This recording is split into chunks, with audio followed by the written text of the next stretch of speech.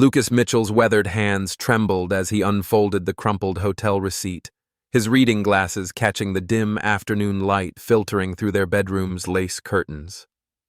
The paper felt foreign between his calloused fingers, expensive stationery bearing Claire's flowing signature beside another name, a stranger's name, dated last Tuesday while he'd worked overtime framing the Hendersons' new edition. The faint scent of her lavender perfume still lingered in the air, now bitter rather than comforting, mixing with the musty smell of their shared hope chest where he'd found this devastating proof. His breath caught, a choking sob that echoed in the silence of their 35-year sanctuary. The wedding photo on the nightstand, their faces young and radiant with trust, seemed to mock him through blurred tears. "Not you, Claire," he whispered, voice cracking like aged timber under too much weight. "Not after everything we built together." Outside, a car door slammed, jolting him back to the present. Lucas Mitchell's weathered hands found the workshop light switch by memory alone, but this morning, at 5:17 a.m., according to the old Timex on his wrist, the bulb flickered 3 times before settling into its familiar yellow glow. Just like his faith in everything he'd built over 62 years. Flickering, the pre-dawn air hung thick with the scent of aged pine and motor oil, a comfort that had sustained him through 4 decades of honest labor, but today even his sanctuary felt different. His calloused fingers trembled as they discovered what didn't belong, Claire's wedding ring, sitting on his workbench like an accusation. 35 years she'd worn that simple gold band, through pregnancies and mortgage payments, through his mother's funeral and their son Michael's graduation. Never once had she removed it overnight. Not once. The ring felt foreign against his palm, too light, too cold, too final. Behind the tool pegboard, tucked where he'd kept it safe from sawdust and honest sweat, the faded wedding photo stared back at him. Claire at 24, radiant in white lace, her hand clasped in his as they stood before Pastor Williams. Her eyes had sparkled with such trust then, such certainty that their love could weather any storm. "We're gonna build something beautiful together, darlin'," he'd whispered that June afternoon, and by God, they had. This house, this life, this family, all constructed with the same methodical care he brought to every job site.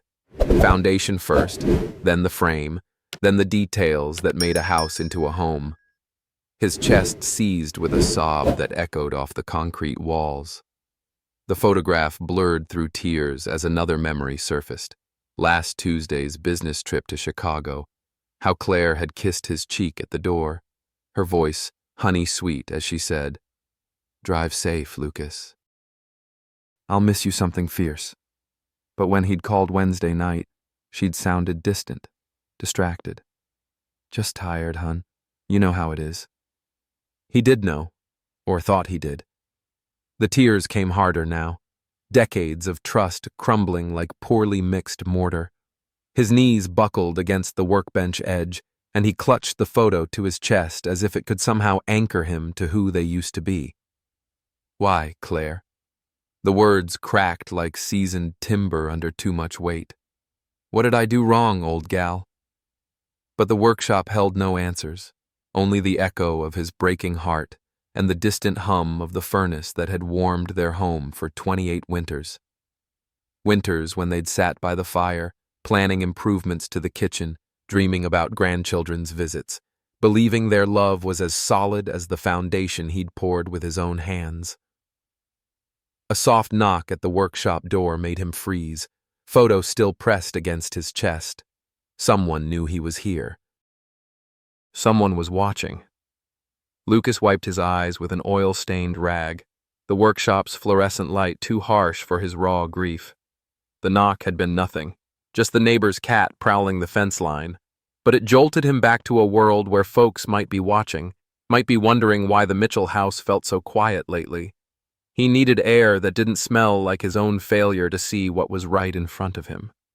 The garden called to him like it had every morning for 40 years. Out here among the tomato stakes and morning glories, A man could think straight, could pretend normalcy still meant something. The dew clung heavy to the plants despite his careful tending, and for a moment that struck him as odd. Even his prize beefsteaks looked droopy, like they were mourning something he'd failed to notice. "Lucas?" Mrs. Patterson's voice carried over the white picket fence he'd painted just last spring. "You're up early, even for you." He looked up from where he'd been staring at nothing, his hands stilling on the garden spade. Dorothy Patterson had lived next door for 15 years, watched him build the pergola, cheered when Claire's roses took their first prize at the county fair. But this morning, something in her tone made his stomach clench. "Mornin', Dorothy." He forced the words past the tightness in his throat. "Just checking on things." She approached the fence with careful steps, her gray hair still in rollers, coffee mug clutched like armor against what she had to say. Her eyes wouldn't quite meet his, and Lucas felt the familiar dread that had been his companion since finding that ring. "Lucas, honey." She worried the handle of her mug, searching for words that wouldn't cut too deep. "I probably shouldn't say anything. Folks mind their own business around here, you know that." But he could see it in her face, the careful sympathy, the uncomfortable knowledge that made neighbors into strangers. The same look he'd caught glimpses of at the hardware store lately, conversations that died when he walked down the aisle. "What is it, Dorothy?" His voice came out rougher than he intended. "There's been activity at your place when you've been traveling." The words fell between them like stones in still water. "A younger fellow drives a fancy truck. He's been visiting, regular-like." The garden spade slipped from his numb fingers, clattering against the concrete border he'd laid with such pride. Images flashed through his mind unbidden. Last month's barbecue, when Claire had charmed everyone with her potato salad and bright laughter, how she'd insisted on hosting even though he'd offered to grill at the Hendersons instead. How natural she'd seemed, how genuinely happy. Had it all been performance? Had his neighbors watched his wife play the devoted spouse while planning his humiliation? How long? The question scraped out of him like rusted metal. "Lucas, How long, Dorothy?" "Since spring, maybe. I didn't want to believe. I kept thinking maybe he was doing work on the house, you being so handy and all, but..." She trailed off, mercy finally winning over truth. A sob caught in his throat, different from the workshop's silent grief. This one carried shame, the burning knowledge that his private pain had become public entertainment. 35 years of marriage reduced to whispered fence-line gossip. His knees felt weak as he gripped the fence post, white paint flaking under his desperate fingers. Behind him, the screen door's familiar squeak announced Claire's morning routine. Coffee first, then the newspaper on the porch swing. Normal as breathing, ordinary as betrayal. "I'm sorry, honey," Dorothy whispered. "I just thought you should know." The sound of footsteps on gravel made them both look up. Someone was coming up the driveway. The footsteps belonged to the mail carrier, nothing more sinister than bills and circulars. But Lucas's nerves had been scraped raw, and even Mrs. Patterson's sympathetic wave as she retreated to her kitchen felt loaded with meaning he wasn't ready to face. He needed somewhere familiar, somewhere the weight of neighborhood pity couldn't follow him. The retirement community center had been his Tuesday refuge for 3 years running. Coffee that didn't taste like betrayal, conversations about baseball and local politics instead of whatever poison was eating through his marriage. The drive took 12 minutes through streets he'd helped wire back in the 80s, past houses where he'd installed ceiling fans and repaired front steps. Honest work for honest folks. Back when he believed such things mattered. Inside, the familiar smell of coffee percolating mixed with old wood polish and the faint cologne that seemed permanently attached to men over 65. Frank Morrison sat in his usual spot by the window, working through the daily crossword with the same methodical patience Lucas brought to his construction projects. George Hendricks nursed his black coffee at the card table, dealing solitaire with practiced efficiency. "Morning, Lucas." Frank glanced up, his greeting carrying a weight that made Lucas's chest tighten. "You're looking a mite peaked today." "Just tired, I reckon." Lucas poured himself coffee from the pot that had been brewing since dawn, the routine as comforting as his own workshop ritual. Almost. But something was different in the way George's hands stilled on his cards, how Frank's eyes lingered just a beat too long before returning to his puzzle. The comfortable silence that usually settled over their morning gathering felt charged now, full of unspoken knowledge. "Funny thing about midlife," Frank said carefully, his pencil tapping against the crossword grid. "Sometimes folks get to feeling like they missed something. Start looking for younger opportunities." George cleared his throat, shuffling his cards with unnecessary vigor. "Some marriages just hit rough patches. Nothing a little patience won't smooth out." But their careful words felt like kindness wrapped around pity, and Lucas realized with horrible clarity that his private humiliation had become the retirement center's morning topic. These men, his friends, his peers, were trying to cushion a blow they assumed he couldn't handle. "How long have you all known?" The question came out steadier than he felt. The uncomfortable silence stretched between them like a gulf. Frank set down his pencil, suddenly fascinated by the crossword clue for betrayal, 7 letters down. "Lucas, we didn't want to be the ones to—" "How long?" "Since around Easter," George admitted quietly. "Maybe before. Folks talk, you know how it is." Easter. 3 months of neighbors watching his wife's deception while he worked overtime to afford her Mother's Day jewelry, her birthday dinner at the steakhouse downtown. 3 months of being the last to know his own life had become a cautionary tale. The coffee turned bitter in his mouth as Lucas set the mug down with hands that barely trembled, a small victory of pride over devastation. "I appreciate the concern, fellas, I truly do. But I reckon I need to handle this my own way." He drove home through streets that felt foreign now, every house a potential witness stand. Claire's car sat in the driveway like an accusation, and for a moment he couldn't remember why he'd ever thought coming home was a refuge instead of a battlefield. Inside, he found Claire humming in the kitchen, arranging fresh flowers in the vase he'd given her for their 20th anniversary. She looked up with a smile so genuine it nearly broke what was left of his heart. "There you are, honey. I was starting to worry." But her jewelry box on the bedroom dresser sat slightly open, something that would have meant nothing yesterday and everything today. Inside, tucked beneath the pearls he'd saved 3 months to buy her, he found them. Love letters in handwriting he didn't recognize, signed with a name that made his blood freeze. James. James Wheeler. The name hit Lucas like a sledgehammer to the chest. James Wheeler, the contractor he'd hired last fall to repair the storm damage on the north side of the house. The young man who'd complimented Claire's sweet tea and asked about her garden, who'd seemed so respectful, so professional. The same James Wheeler who'd had access to their home, their routines, their marriage.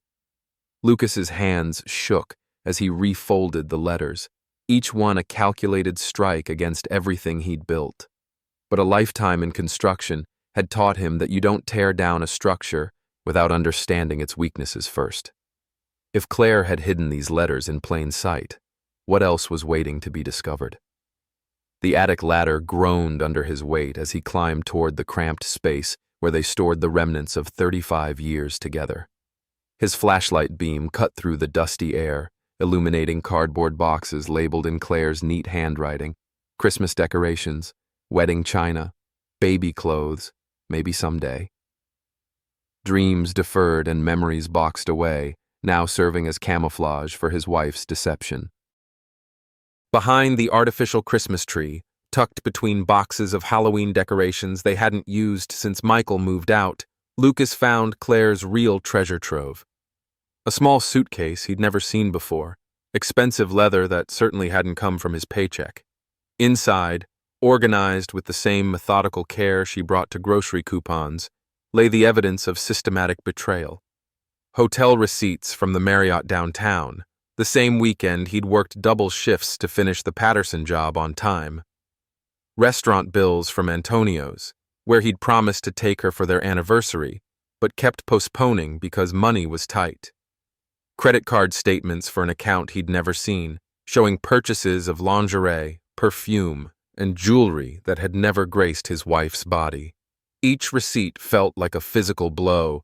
His overtime hours had funded romantic dinners he'd never shared. His Saturday work had paid for hotel rooms where his wife laughed in another man's arms. The irony tasted like sawdust in his mouth. He'd been the unwitting financier of his own humiliation. A memory surfaced unbidden.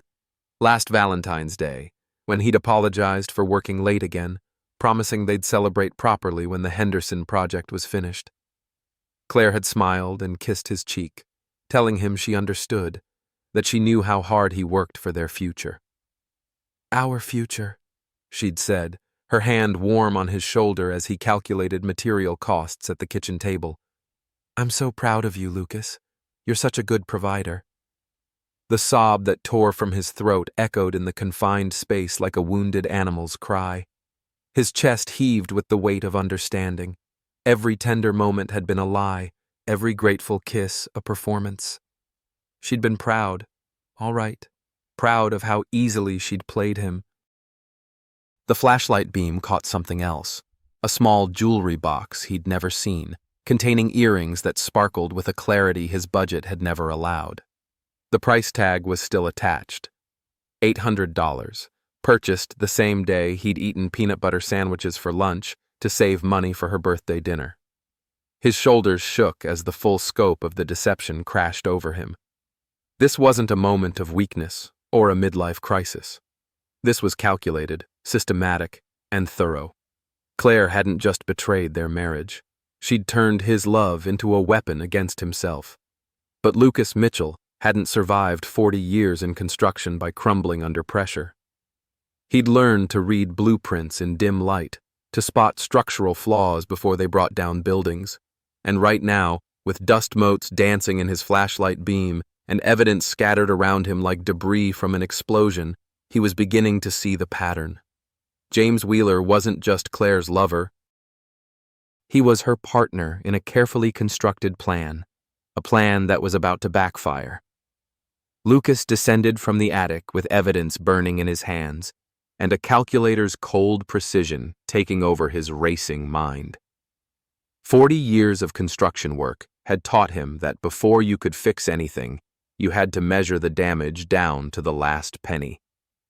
The home office he'd built into the spare bedroom, complete with filing cabinets crafted from leftover oak and a desk he'd sanded smooth with his own hands, suddenly felt like a crime scene investigation unit. The wall clock ticked like a countdown timer as he spread Claire's secret credit card statements across the desktop, each page a testament to systematic financial betrayal. His reading glasses, scratched from construction sites and honest labor, now served to magnify the scope of his wife's deception. The numbers swam before his eyes, but he forced himself to focus, to catalog each theft with the methodical patience that had built their life together. January, $1,200 at Antonio's restaurant. The same month he'd eaten bologna sandwiches for lunch to save money for the furnace repair. February, $800 weekend at the Marriott. While he'd worked 16-hour days on the Morrison edition, telling Claire he couldn't afford to take her anywhere nice. March, $650 at Victoria's Secret. Lingerie he'd never seen, for moments he'd never shared. The calculator's tape grew longer as the devastation mounted. $18,000 over 8 months. $18,000 of their retirement fund, their security, their carefully saved future, spent on another man's pleasure, while Lucas worked himself to exhaustion trying to provide for a wife who was robbing him blind. His hands trembled as he pulled out their joint savings account statements. The legitimate ones that showed the steady drain he'd attributed to rising costs and medical bills.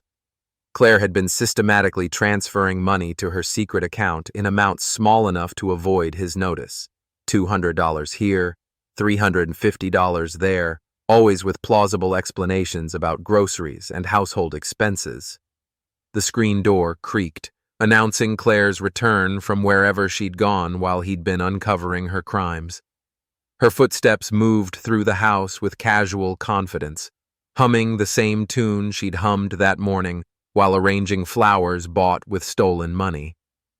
"Lucas, you in there, honey?"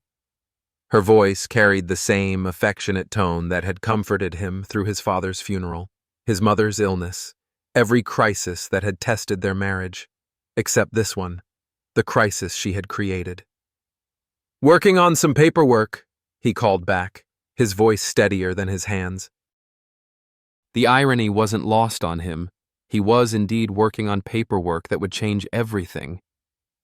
She appeared in the doorway, still beautiful at 59, still capable of making his heart skip despite everything. "You've been cooped up in here all afternoon. Want some coffee? I made that hazelnut blend you like."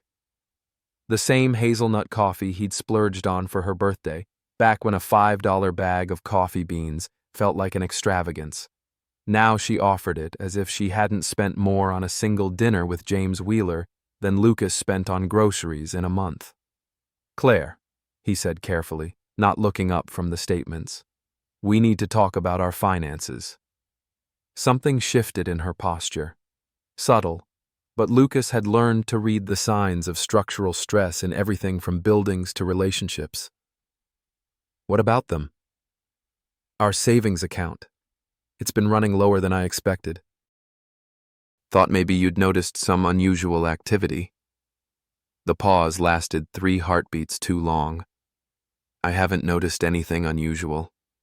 Maybe you're working too hard, honey. Getting paranoid about money again." Paranoid. The word hit him like a slap, and suddenly he understood the full scope of her manipulation. How many times had she used that word to dismiss his concerns, to make him doubt his own eyes? How many times had she made him feel foolish for questioning discrepancies that his construction-trained mind had caught, but his trusting heart had ignored? "You think I'm being paranoid?" He finally looked up, meeting her eyes directly. "About $18,000 disappearing from our accounts?" The color drained from her face like water from a burst pipe. For just a moment, the mask slipped, and he saw something he'd never seen before in his wife's eyes. Calculation. Cold, quick assessment of how much he knew and how much she could still hide. "I don't know what you're talking about," she said, but her hand went to her throat, the same gesture she'd made when she'd insisted she hadn't eaten the last piece of his mother's funeral cake, or when she'd sworn she hadn't seen his reading glasses that were sitting right there on her nightstand. Lucas felt something break inside his chest, not his heart that had shattered in the attic, but something deeper, his faith in his own judgment, his ability to tell truth from performance, his trust in the woman he'd loved since they were both young enough to believe in forever. "Claire," he said quietly, "I found the letters. I found the receipts. I found the account." She stared at him for a long moment, and he watched her face cycle through emotions like a slot machine: surprise, fear, defiance, and something that might have been relief. When she spoke, her voice was steady, but her hand never left her throat. "It's not what you think, but Lucas Mitchell had spent 40 years learning that when the foundation cracks, you don't patch it with pretty words. You tear it down and start over. Financial betrayal crushing your heart. Comment your pain, like for solidarity. Follow for Lucas's redemption journey ahead."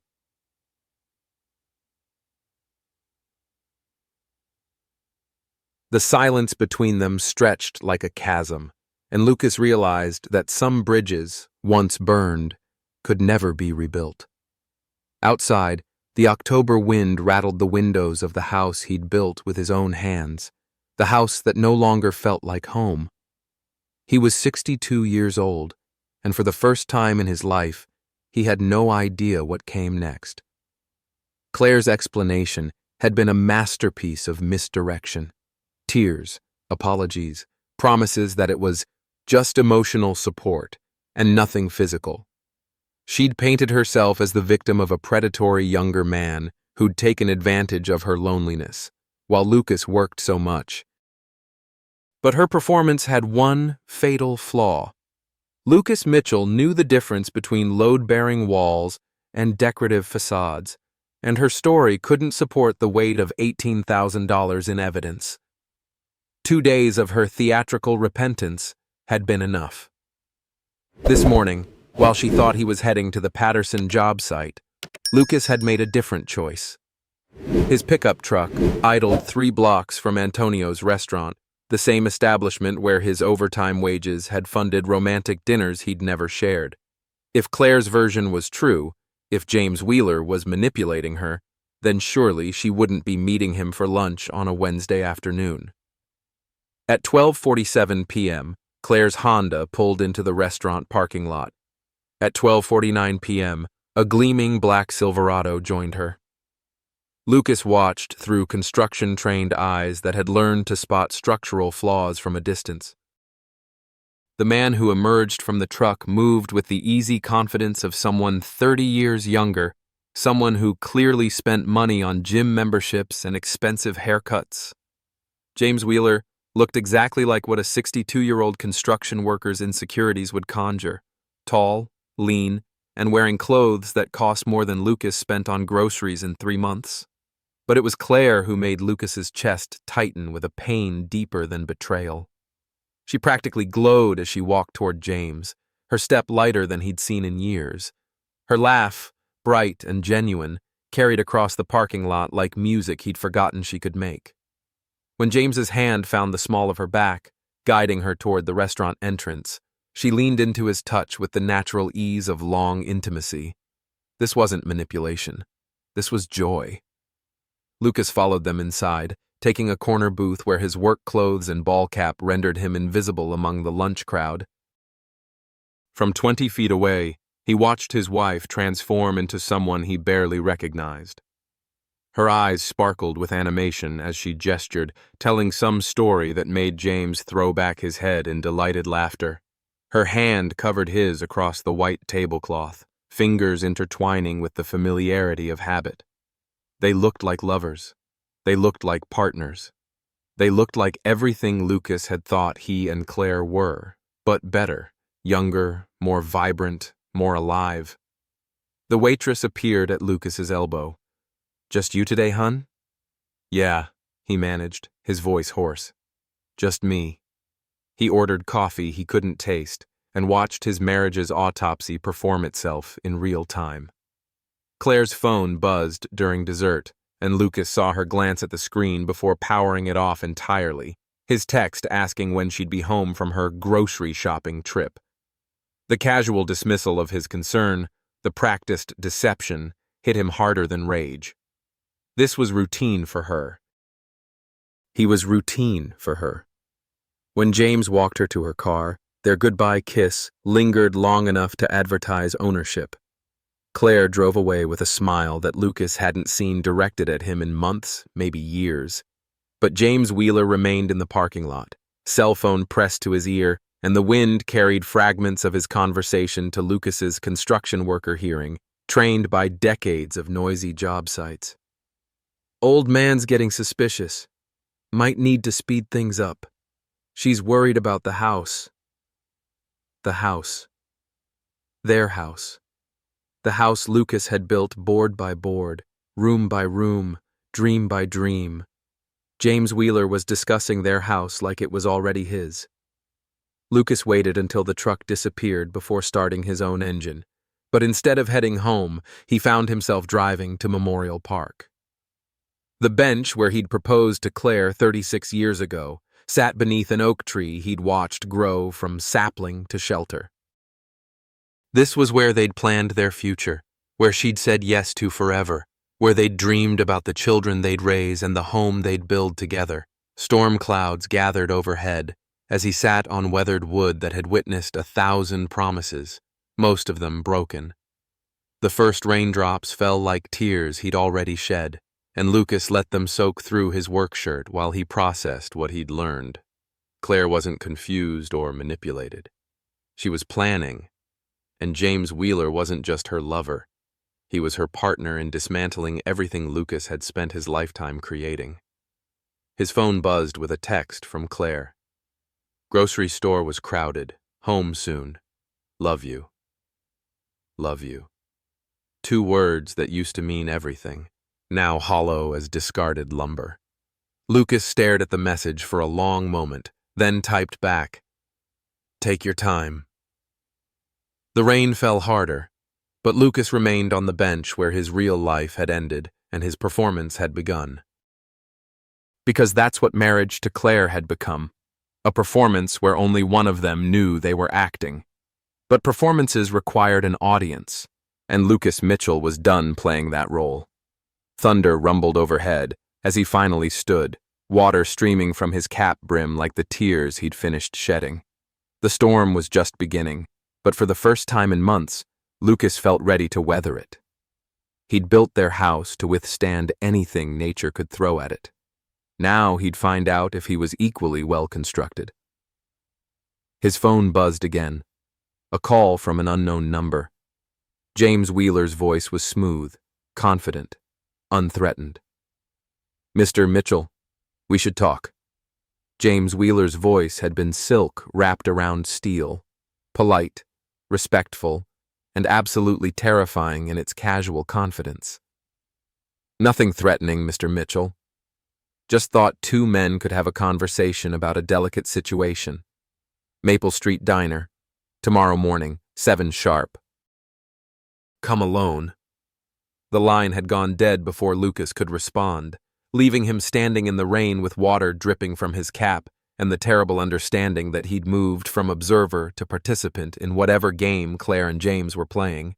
But as he'd driven home through empty streets, past houses he'd helped wire and porches he'd repaired, one thought crystallized in his mind with the clarity of morning light through clean windows. He still had choices.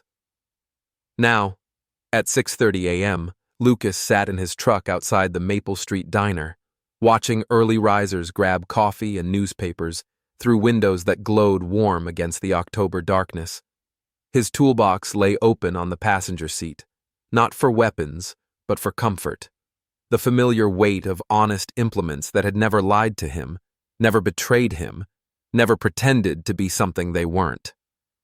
The community center's monthly meeting was scheduled for tonight. Every neighbor on his street would be there, including Dorothy Patterson, the Hendersons, and the Morettis who'd lived across from them for 23 years. People who'd watched him and Claire grow old together, who'd celebrated their anniversaries and shared their holiday tables. People who already knew his shame, but hadn't known the scope of it. He could walk into that meeting with printouts of every receipt, every bank statement, every love letter. He could lay it all out like blueprints on the folding table, where they usually discussed snow removal and neighborhood watch schedules. He could watch James Wheeler's predatory confidence crumble under the weight of public exposure, could see Claire's carefully constructed image dissolve like sugar in rain. The thought had a terrible appeal. Justice served community style, with witnesses and social consequences that would follow them both for years. Claire would lose the respect she'd cultivated so carefully, would become the subject of whispered conversations and pitying glances. James Wheeler would learn that small communities had long memories for men who preyed on marriages. But as Lucas sat in the cab of his truck, surrounded by the tools of his trade and the weight of his choices, he heard his father's voice as clearly as if the old man were sitting beside him. "Son, how you handle the worst thing that happens to you. That's what shows the world who you really are." His father had been a carpenter, too, had built their family home with the same methodical care Lucas brought to every job. "Any fool can tear something down," he'd said, watching 12-year-old Lucas struggle with a stubborn board. "Takes a craftsman to build something that lasts." The diner door opened, and James Wheeler emerged into the pale morning light. Even at 7 a.m., he looked like money. Pressed khakis, leather jacket, confidence that came from never having worked a day he didn't want to work. He scanned the parking lot with the casual ownership of someone who expected the world to arrange itself for his convenience. Lucas climbed out of his truck, each movement deliberate as laying foundation stones. His work boots hit the asphalt with the solid sound of a man who'd earned every step, and for a moment, just a moment, he saw uncertainty flicker across James Wheeler's too smooth features. "Mr. Mitchell." James extended a hand that had never known calluses. "Thank you for coming." Lucas ignored the gesture. "Say your piece." "Claire's told me about your discoveries. We both want to handle this situation with as little damage as possible." James's smile never wavered, but his eyes held the calculation of a man measuring opposition. "She's worried about you, actually. Says you've been under a lot of stress lately, making accusations that don't hold up to scrutiny. Gaslighting. Even secondhand, Claire was still trying to make him doubt his own eyes, his own evidence, his own sanity. The familiar burn of manipulation flared in Lucas's chest, but it was tempered now by something colder, more useful, understanding. "What do you want?" Lucas asked. "A clean separation, quiet divorce, fair division of assets. Claire keeps the house. It means more to her than it does to you, and let's be honest, Mr. Mitchell, you're getting on in years. Might be time to downsize anyway." James's tone carried the patronizing patience of someone explaining simple concepts to a slow child. "In return, this whole misunderstanding stays between us. No need to drag your neighbors into something embarrassing." The house. Claire's house now, according to James Wheeler. The house Lucas had designed, built, and maintained for 30 years. The house where he'd carried Claire over the threshold, where they'd raised their son, where he'd planned to grow old watching grandchildren play in the yard he'd landscaped with his own hands. "And if I don't agree?" James shrugged, but the gesture carried threat. "Claire's prepared to file for divorce on grounds of emotional abuse, controlling behavior, financial manipulation, paranoid accusations. She's got witnesses. Friends who'll testify about how you've changed lately, how difficult you've become." His smile widened. "Small communities believe what they want to believe, Mr. Mitchell, and they want to believe the pretty lady over the bitter old man." There it was, the trap they'd laid with surgical precision. Fight and become the villain in his own story. Submit and lose everything he'd spent his lifetime building. They'd counted on his isolation, his age, his reputation for being steady, but not clever. They'd miscalculated. Choose dignity over revenge. Like for wisdom's power, comment your choice. Follow for Lucas's brave confrontation ahead. Lucas studied James Wheeler's face for a long moment. The confidence, the casual cruelty, the absolute certainty that he held all the cards. Then he smiled, the first genuine smile he'd felt in weeks. "You know what, son? You're right about one thing. I am getting on in years." He adjusted his cap, the same gesture he'd made before starting every job for 40 years. "Old enough to know that when the foundation's rotten, you don't patch it. You tear it down and build something better." He turned toward his truck, but James's voice stopped him. "That's not an answer, Mr. Mitchell."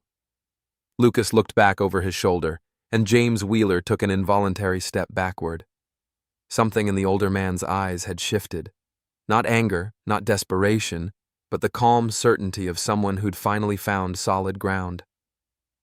"Sure it is," Lucas said quietly. "You just don't understand it yet."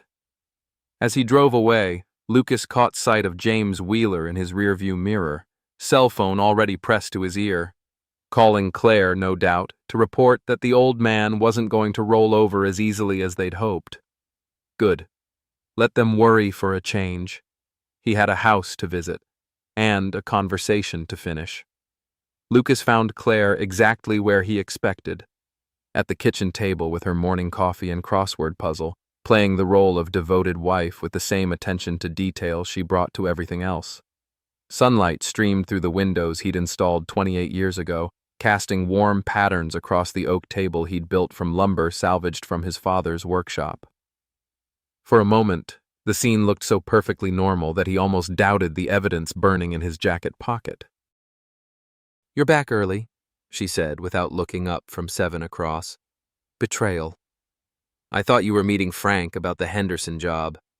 Change of plans." Lucas hung his cap on the peg by the door, a routine gesture that had marked the beginning of thousands of ordinary mornings. But this morning was different, and they both knew it. Claire's pen hovered over the crossword like a hummingbird afraid to land. He poured himself coffee from the pot she'd made, her small kindnesses that had once felt like love now seeming calculated as everything else. The ceramic mug warmed his hands as he took the seat across from her, the same chair he'd occupied for 3 decades of breakfast conversations about weather and work and dreams that would never come true. "We need to talk, Claire." Her pen finally touched paper, filling in betrayal with careful block letters. "About what?" "About James Wheeler. About $18,000. About the choice you made to end our marriage without having the decency to tell me." The pen slipped, marring the crossword with an ugly black line. Claire set it down with exaggerated care, then looked up at him with eyes that had once sparkled with wedding day promises and now held only the cold assessment of damage control.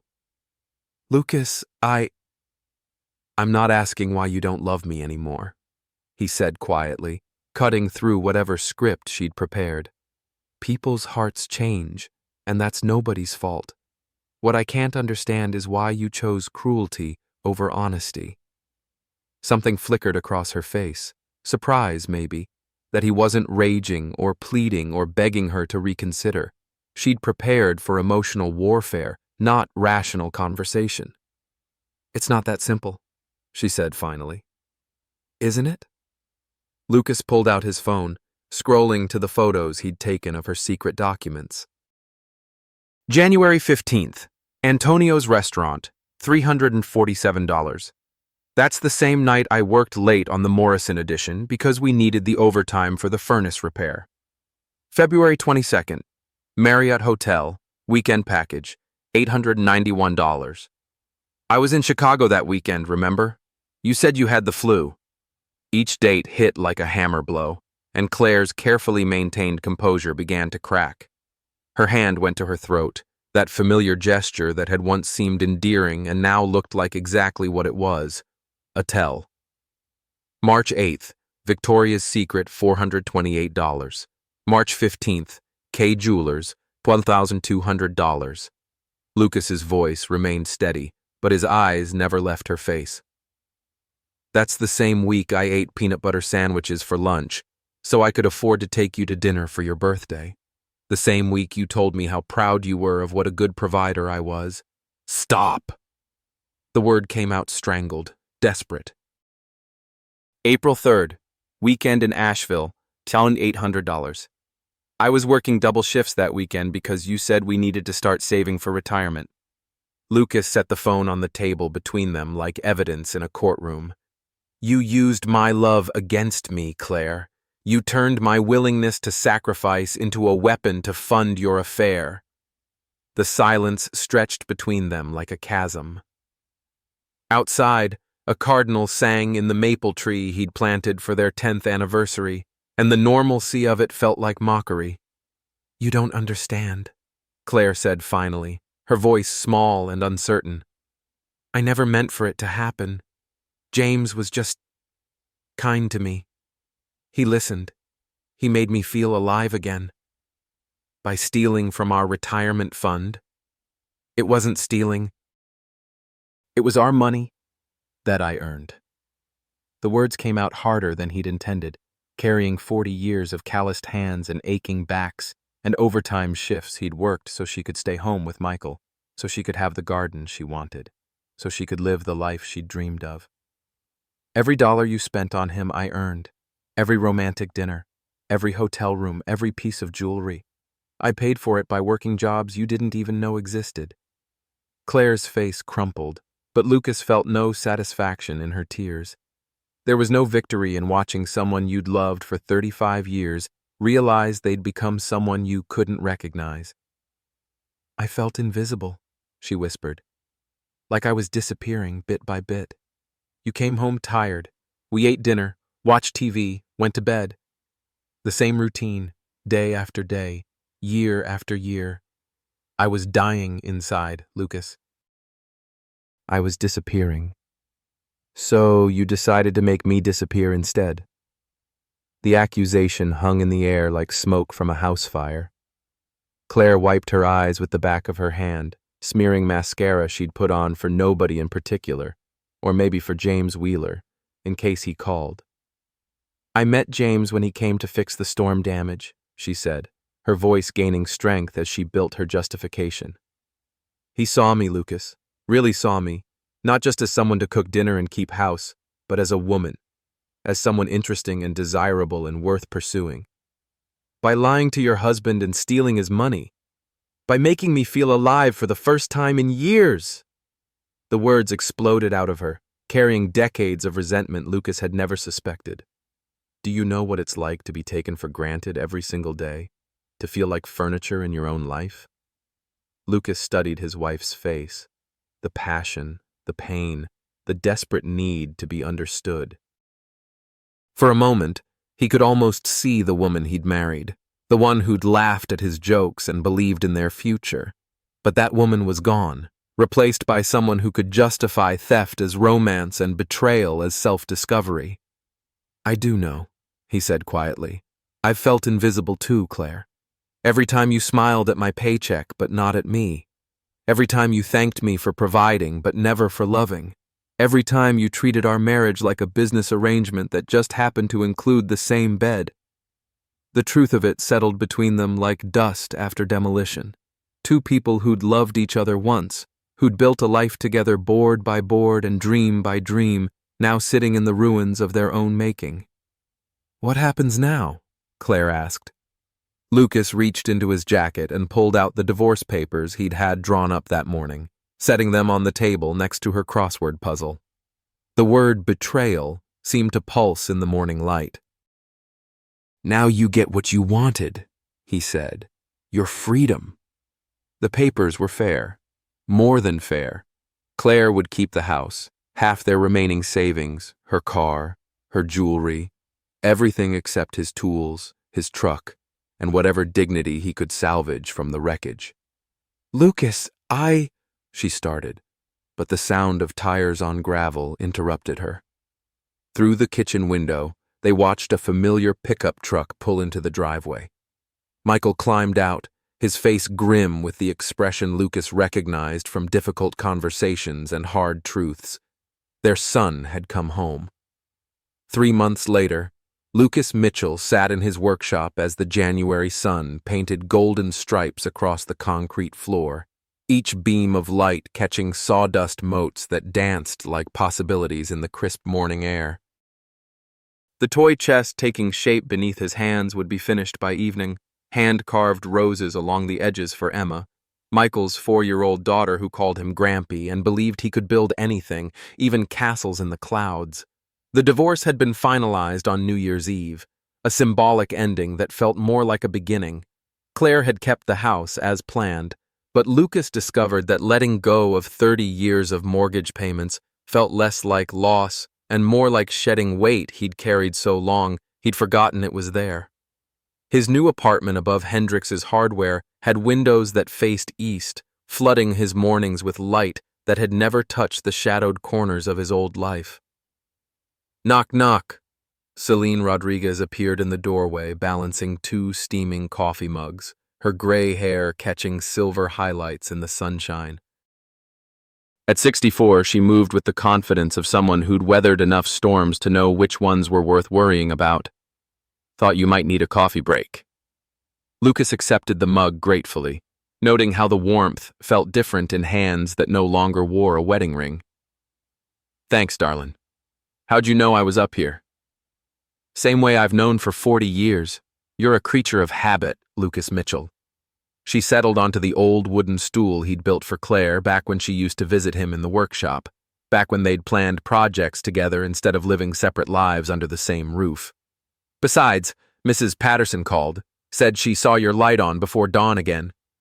Dorothy Patterson had become an unexpected ally during the worst of it, bringing casseroles and fierce loyalty when the neighborhood gossip mill had briefly turned against him. Small towns, she'd said with characteristic bluntness, have long memories for men who handle their troubles with dignity.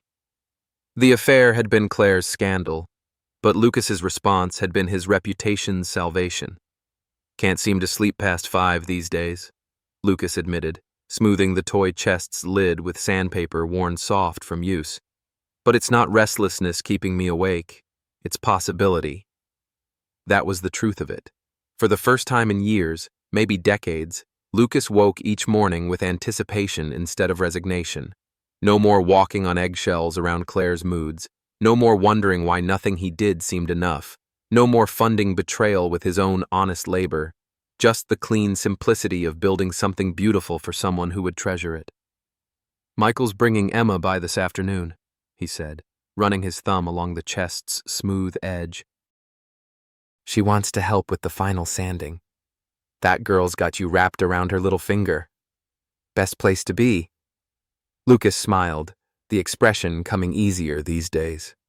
Michael's support during the divorce had healed wounds Lucas hadn't known were festering. His son had chosen truth over comfort, integrity over convenience, and their relationship had deepened beyond anything they'd shared when family loyalty meant keeping silent about growing distance and diminishing joy. The workshop door creaked as someone else approached. Footsteps Lucas had learned to recognize over the past months. Frank Morrison from the community center, carrying his own coffee mug and wearing the satisfied expression of a man with good news to share. Morning, Lucas, Celine. Frank settled against the workbench, careful not to disturb the toy chest. Wanted to let you know the Henderson job came through. They're asking for you specifically to handle the addition. Seems word's gotten around about quality workmanship. Quality workmanship. Lucas felt the phrase settle into his chest like a foundation stone. After months of wondering if his reputation would survive the divorce, if clients would trust a man whose own wife had found him insufficient, the answer was clear. Honest work spoke for itself. When do they want to start? Spring. After the ground thaws, gives you time to finish your personal projects. Frank nodded toward the toy chest with the approval of one craftsman for another's work. Personal projects. Lucas had 6 lined up, a bookshelf for the library's children's section, a garden bench for the community center, a spice rack for Mrs. Patterson, who'd mentioned needing one about 6 times too many for subtlety. Projects that fed his soul instead of draining his bank account, built connections instead of funding deceptions. I heard from Claire yesterday, Celine said quietly, her tone carefully neutral. Lucas's hands stilled on the sandpaper, but his chest didn't tighten the way it used to when her name came up. How's she doing? James Wheeler left town 3 weeks ago. Apparently, small communities weren't as welcoming to him as he'd expected. Celine's voice carried the satisfaction of justice-served community style. Claire's thinking about selling the house, moving closer to her sister in Raleigh. The house. Lucas pictured it clearly. The rooms he'd built, the floors he'd laid, the windows he'd installed to catch morning light that would now shine on someone else's dreams. For a moment, he waited for the stab of loss, the regret for everything he'd built and walked away from. Instead, he felt something surprisingly close to relief. Good for her, he said, and meant it. That house was too big for one person anyway, too full of memories that don't fit anymore. No regrets? Frank asked. Lucas considered the question seriously, the way he approached any structural problem that required careful analysis. Regrets about the wasted years, the ignored warning signs, the money stolen from their future. Those would always ache like old joints in cold weather, but regrets about walking away from a foundation too damaged to support new construction. Only one, he said finally. I regret waiting so long to choose my own happiness over someone else's comfort. The truth of it rang in the workshop air like the clear note of a well-tuned saw. At 62, Lucas had learned what his father had tried to teach him decades ago. Some things were worth building, and some things were worth tearing down, and wisdom lay in knowing the difference. Celine reached over and squeezed his shoulder, her touch carrying the warmth of friendship that had weathered gossip and social pressure, and emerged stronger for the testing. You've built yourself a good life here, Lucas Mitchell.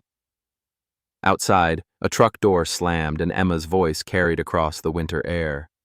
Grampy! Grampy, I'm here! Lucas set down his sandpaper and stood, joints protesting briefly before settling into the comfortable ache of a body well used by honest work. Through the workshop window, he could see his granddaughter racing across the yard, her breath puffing white in the cold air, her smile bright enough to warm the winter morning. Behind her, Michael walked more slowly, carrying a thermos of hot chocolate and wearing the expression of a man at peace with his choices. Father and son, together in the clear light of truth, ready to build something new on foundations strong enough to last. Come on, then, Lucas said to his friends, his voice rough with unexpected emotion. Let's go see what Emma thinks of her treasure chest. As they walked toward the house, toward family, toward future, toward the simple joy of work shared with people who mattered, Lucas felt the last weight of his old life lift from his shoulders, like dust shaken from good lumber.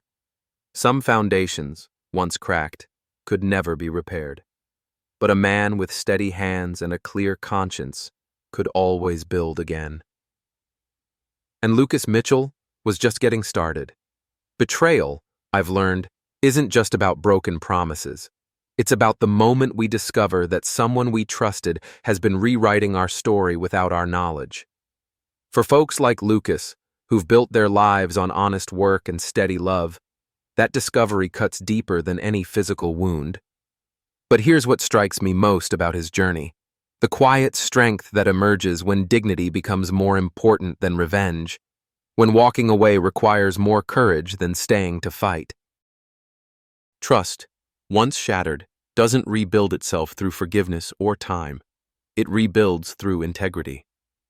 Lucas discovered that his worth wasn't measured by Claire's betrayal, but by his response to it. The hardest lesson for any of us, particularly those who've loved deeply and given freely, is that we cannot control how others treat the gifts we offer. We can only control how we handle the pieces when those gifts are thrown back at us. There's something profoundly human about Lucas's workshop, that sacred space where honest labor creates lasting beauty. In our fragility, we all need such sanctuaries where our hands remember their purpose and our hearts find their rhythm again. The wrinkled fingers that once trembled with betrayal's sting now steady themselves on Emma's toy chest, proving that human resilience isn't about forgetting pain, but about transforming it into something worthy of the next generation. Thank you for walking this difficult path with Lucas, for witnessing his tears and celebrating his triumph. Stories like his remind us that every ending can become a beginning when we choose wisdom over bitterness. Your story of resilience matters. Share how you've rebuilt after betrayal. Comment your strength, like if this touched your heart. Follow for more journeys of hope and healing.